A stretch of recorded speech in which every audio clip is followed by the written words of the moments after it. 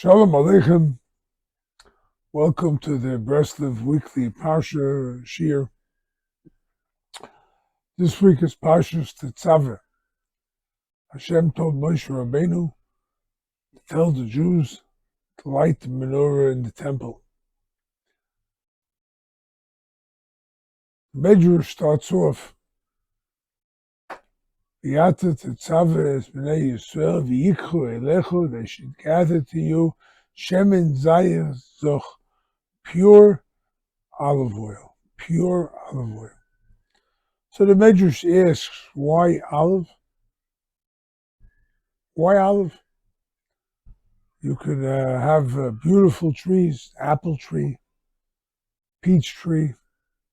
There are many trees that are absolutely beautiful, much nicer than an olive tree, which its arms go back and forth and whatnot.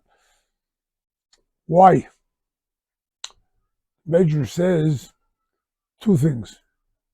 One, oil never mixes with water. You put oil on water, oil floats. Take a look at the oil spills that the oil companies have. Oil floats on top of water. It does not mix. The purest oil is olive oil. And olive oil, a Jew could never mix with the Mayim Rabim, with the many, many nations. Even if, God forbid, a person assimilates, God forbid a person marries out into the other faiths and whatnot, the end result is the Jew is never affected physically by it. Spiritually, yes, but physically, because they cannot mix. The oil will float on top of the water. And the idea behind it is that a Jew could never really mix with the non-Jew. It happens. It's actually a very alarming rate. The rate of assimilation today is somewhere 70, 80, maybe even more percent among those non-affiliated Jews. May Hashem spare us. But the problem is that either the Jew gets swallowed up completely by the nations, or they're spit out and not accepted. Proof of this was Hitler. Somebody intermarried, you were 1/4 of a Jew, but you met the oven anyway, God forbid. We should be spared from such punishments. But that's what happens. A Jew does not assimilate, cannot really ever be assimilated among the nations. But there's a second, more pressing commentary in the Medrash. Olive oil, how do you get it? Right? It's an olive. Where does the oil come from? Medrash says you have to squeeze. Take the olive, squeeze it some more, and squeeze it again, and squeeze it even more, and squeeze it even more again, and keep on squeezing, and you'll get out that beautiful, precious, wonderful olive oil. So too, the real beauty of the Jew is when he's pressed against the wall. A lot of us complain about our situation. Our situation is rough, right? They're always squeezing the Jew, right? It's some 20, almost 30 years, let's say, since the Oslo Accords, where supposedly Arafat signed a peace agreement with Israel, right? And yet, over 30 years, whenever they sat down to the table, Israel was squeezed for more concessions and more concessions and more concessions.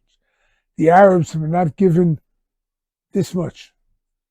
Not this much have they given in. All concessions are forced upon us by the nations. Pressure, pressure. And that's the way it is in real life. Real life is that, well, we try to get things done, but stress comes up, pressures come up, and they attack us, and we don't feel the means to be able to combat it, right? But it's not true. It's not true. Medrash is telling us that the true Jew inside has so much energy and so much power that he can always come through with something.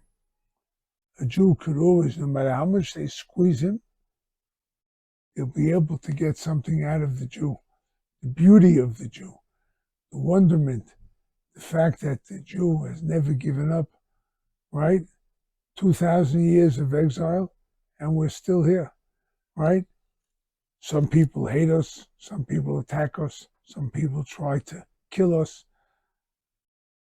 You name it. It's been done to the Jew. But he's still here, right? He's still here. He still believes in Hashem. He still believes in the Torah.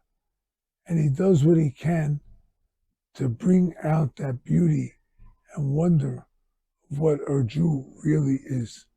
We have so much to offer. Every Jew has so much power and energy in him that he could really, really accomplish incredible things. Look at the accomplishments of the Jewish nation all over the world.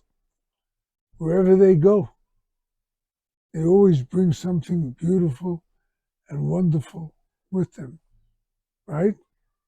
What is necessary is for us to believe. We should believe in ourselves. And that's what Reb Nosson says. There are 4 legs to faith. Faith in Hashem, faith in the Torah, faith in the true leaders, not elected leaders, democracy and all that kind of stuff. It's very nice, but they're not leaders.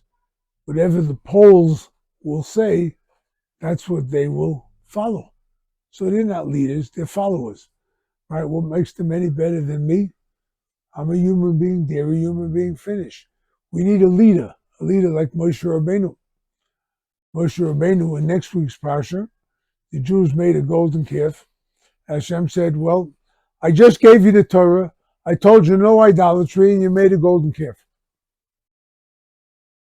You made a golden calf, you deserve death. Right? I'll wipe you out. And Moshe Rabbeinu comes before Hashem and he says, no, not the hair on one head. You're going to forgive them, Hashem. He's speaking to Hashem, who's all powerful. He's a leader. He says, these are my people. I have to watch out for them, right? We're going to do the right thing. We're going to forgive them. And if you don't forgive them, then get rid of me too. I'm not worthy to be their leader if I can't effect forgiveness for them. And so we need the true leaders. But that's only 3 legs of faith. What's the 4th leg? 4th leg is faith in myself. Hashem created me. I'm here. I'm here on this planet. That means that I can contribute something to the betterment of the world. Just by being here, I can do something good. I can accomplish great things. All I have to do is be me. I believe in myself that I can do, that I can accomplish, and with that, we will accomplish. All right, may Hashem help us that we merit to do the right thing, always choose good, always do good. And with that, may Hashem help that we merit to see the coming of Mashiach, building of the Beis HaMikdash. Amen, v'amen.